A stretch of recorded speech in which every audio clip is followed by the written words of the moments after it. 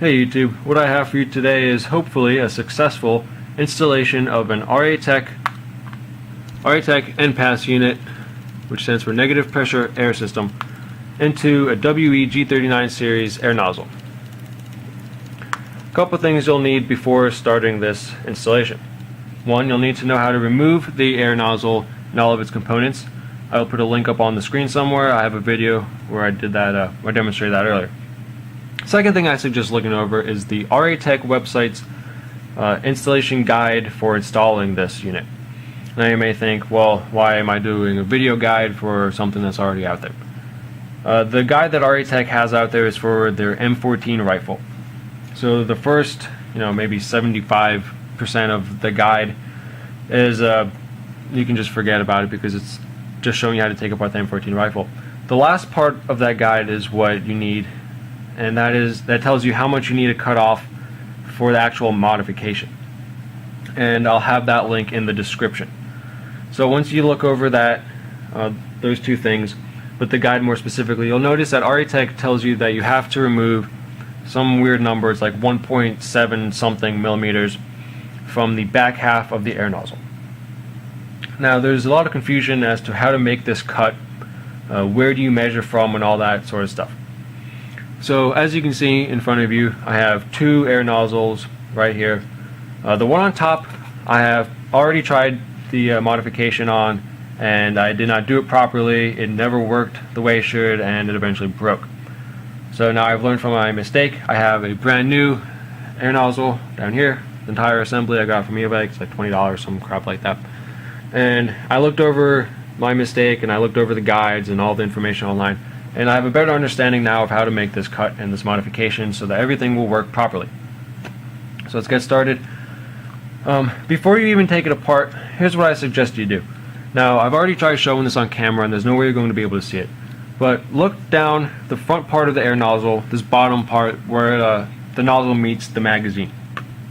In there you'll be able to see, I guess it's called the float valve or something like that.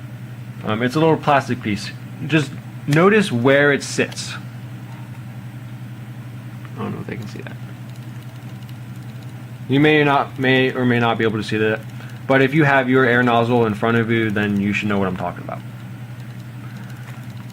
The reason I'm asking you to look at that is because it'll be important when we talk about the unit itself, the NPAS unit. So take apart this thing, the nozzle, and out comes that. All that stuff. Now, take the original float valve that was in the air nozzle and take the NPAS unit and hold them side by side. You'll notice that there's a good size difference. Oh man, this lighting sucks. Alright, so these parts don't seem to want to stay still. There's a little bit of a size difference. The main part being the black plastic one. It has like a little point at the bottom. That's not really important too much. The main difference though is you can see, I guess you can call them the little windows itself. Like it has the 4 windows around it. The placement of those on the RA-Tech NPAS unit are much higher up than on the original one. Can you see that at all? It may be a little bit difficult to see, but like I said, if you have these parts sitting side by side, it'll be a lot easier to follow along with this video. And basically what I did was I went ahead and I have a pair of digital calipers, and I measured the distance between these two windows, and it actually comes out to be 1.75 millimeters, just like RA-Tech suggested. And the reason you have to cut that off from this part, this is the back half of the air nozzle. The reason you have to cut that off is so that the unit itself sits lower. And the reason you want that is because you want the optimal position of the unit so that the window on the unit line up with the window available here. I don't know why the lighting just kind of took a crap on itself. The lighting was better earlier. But see that? If I hold them side by side, you want those windows to line up. A lot of people who haven't really done the research on the installation of these things, they'll take the NPAS unit and they'll just replace this one with the NPAS and they'll just put everything together. You won't have optimal performance. You won't have the wide range of adjustment for the FPS, the velocity. A lot of people will install the NPAS so that you can play indoors for CQB because you want to get your velocity, you know, under 350 or something like that. If you just drop this unit in, you'll probably be under 350, but probably a lot under 350. It'll probably be like high 200s, mid 100s. You know, I've seen all sorts of different reports online, and that's all because the windows don't line up. And so that's where that 1.7 millimeter number comes from.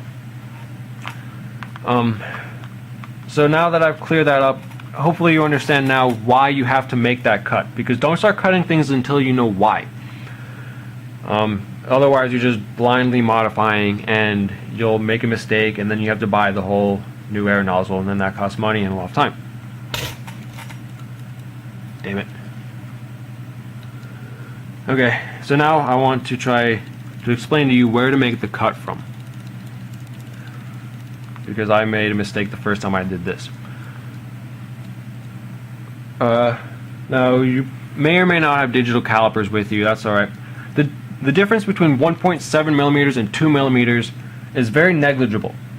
So if you have a basic ruler, it has millimeters on it. So just measure off 2 millimeters and you'll be fine from there. Basically where you measure from is the very top. Now hopefully you can see the two prongs. Measure from the top of those prongs, not the base of those. And then what you do, those will probably be about maybe 1.5 millimeters right there. So what I suggest doing, and I'm going to do the modification too, but I'm going to do it off camera just to save time.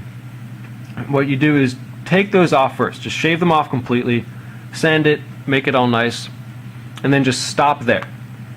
Just stop what you're doing and then put everything back together. Put the NPAS in with the spring, put it back into the air nozzle, and just take a look and see if the windows line up. And do this with it closed. If you can see, you have the main part of the little unit, and then you have the back part, which is the disc. It actually it's like a screw. I don't know if you can see the screw inside, but this unscrews and it basically opens up. Yeah, I can't do it with my fingers because it's kind of tight right now. But that opens up, and that's what adjusts everything. That's what adjusts the window and stuff. So I'm going to make the cut now, and then let me see. I'm going to try to hold this like this, and then I'm going to make the cut, and I'm going to try to hold it in the same place just so you can see the difference. All right, I'm going to make the cut. All right, so I just made the cut. And as you can see, all I did was remove the prongs from the top. There's two little tabs. I tried prying them off with a pair of pliers, and it's actually a bit more durable. If you have an X-Acto knife or something like that, that works. As you can see, I use this baby. Just cut those little plastic tabs off, and it's nice and smooth. So now what I'm going to do, like I said earlier, is I'm just going to reassemble the air nozzle just so that I can see where the NPAS unit sits with everything put together. So here's the front half. The spring goes in first, then the unit,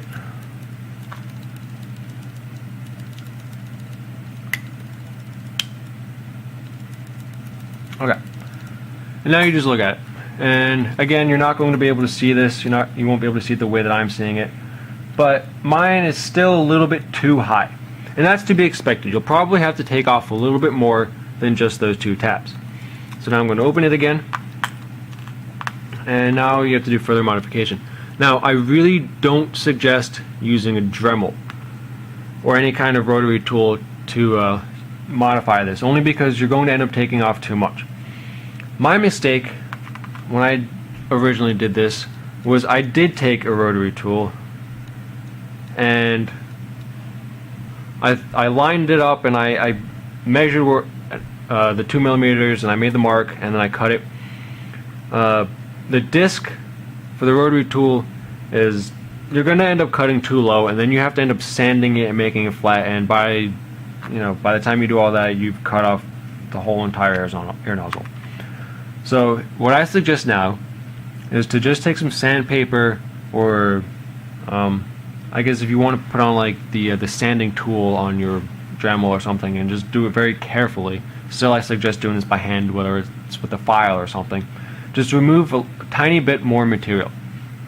So again, I'm going to do that one more time, and then I'm going to come back and I'm going to tell you how to finish the cut. Alright, so sitting in front of me I have my digital calipers, and what I did was, before I just cut and I sanded a little bit more, I measured the height from the top of the nozzle to the bottom, and it came out to 57.33 millimeters. Now that was right after I cut off just the little tabs from the top. Now what I've done was I've further modified it, and I sanded it down a little bit further. So now I'm going to remeasure.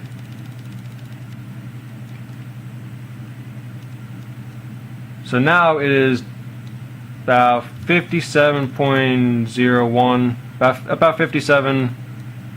Now it's going up a little bit. Let's see if I can get a better measurement. About 57.04. So I took off about 0.3 millimeters, which sounds about right, because like I said earlier, the tabs themselves are about 1.5 millimeters. Another 0.3, you get to about 1.8 millimeters. And after taking this and putting it back into my complete air nozzle with the NPAS unit already in there, I know I said this a bunch of times already, you can't see inside there, but my windows are basically lined up pretty well. I may be able to get away with taking off just a tiny bit more, but if I take off any more, the spring inside, it won't have enough room to basically expand. Basically, there'll be too much room, and the parts are going to start shaking around inside, and you don't want that. And that means you took off too much. So right now, everything fits together just fine. You still can't see that, obviously. And now the final modification that you have to do, well, not so much the final one, but the final major modification is cutting those tabs back into the air nozzle, because you can't leave it flat. I don't know the science behind the design of this air nozzle, but basically you have to have those spaces there for gas something, so that the gas can travel and stuff like that. So what I actually have is, this is the piece from the original nozzle that I had that I messed up, but it basically still has the tabs on it, because like I said, I cut it wrong. I just dremeled off the whole top, and I butchered it, and it was bad. But it's pretty good to use it as a reference for where to cut these tabs. What you have to do is locate the bottom of this part. Let me see if you can see this. You may be able to see this little divot here. That's a casting mark or wherever from where the part was made. But that basically denotes the bottom of this piece, which means that the tabs need to be on the left and the right hand side. Yeah, you get it, left or right. So you have to cut those back in. And let me see, I'll do this on screen so that you can get an idea. The width of these tabs are about 4 millimeters. Maybe a little bit more, but 4 millimeters is fine. I suggest making them a little bit wider. 5 millimeters won't hurt. Again, I don't expect you to make an exact cut. But the reason for that is you want a good solid base for the unit to sit on. You don't want it to sit sideways, and then it doesn't line up properly and all that stuff. So this last part is really up to you. Again, you don't want to cut too deep either. Let me see.